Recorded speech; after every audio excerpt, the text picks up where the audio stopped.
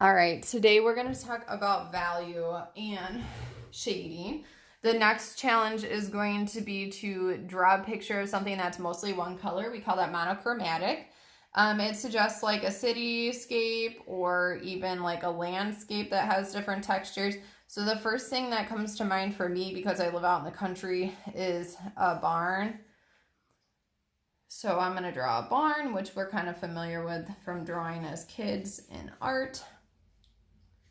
But I'm using a pencil first. Okay, and the goal of this challenge is going to be to use shading techniques. So that would be like shading with your pencil and then smudging with your finger, okay? Or using cross hatching or different techniques to make lights and darks. And even if you have just a pencil, you can still create, which is kind of cool. So I'm going to make my horizon line snowy, so it's going to be a little bumpy. Maybe I'm going to sketch a couple of trees here in the background. Okay, but if it's winter, are they going to have leaves? No. So I'm going to think about them and what they would look like if I was seeing this in real life. Maybe you are going to draw something in real life. Okay. But the goal is, like I said, to show shading. And so what you're going to do is you're going to use your pencil, hard or soft, depending on how dark you want something. So if you want it to be dark, you're going to push darker.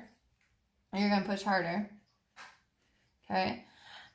And if you push too dark with an HB, which is your regular number 2 pencil, then it does tend to get shiny. So just be aware of that. But if you have a drawing kit that has different types of color pencils, and different drawing pencils in it, if you see where it says that they are a B pencil, that means that they're soft and you can do darker colors without having to press as hard. They'll get a smoother coloring that way. Okay, and then blending can be done so that it smooths out your coloring using your finger. It kind of gives it a cool appearance. And then you can take that graphite and you can put that onto other parts of your picture and create different shadows. And so I'm creating kind of like the dusty snow shadow using my finger. And then I can also lightly color in those areas and just blend it out, and it creates new shadows. Another technique that they have, so we could do this in the sky and have medium gray here, keep our snow super light. But another thing would be cross hatching, maybe even stippling. So cross hatching is when you draw lines that are overlapping, and that would be like diagonal lines this way. You could do up and down too, or side to side. And then diagonal lines this way. It creates darkness when the lines get closer together. Okay, hatching is simply lines that are close to one another. If I keep them close, then they're going to appear darker. If I spread them out and draw them lighter, then they're going to get lighter. Okay, and I can blend that too. I can erase. Okay, but what I'm doing is I'm trying to create kind of like a shadow to separate and make this look round. Okay, so that's some blending there. Maybe some lines up top. Okay, my details would be here.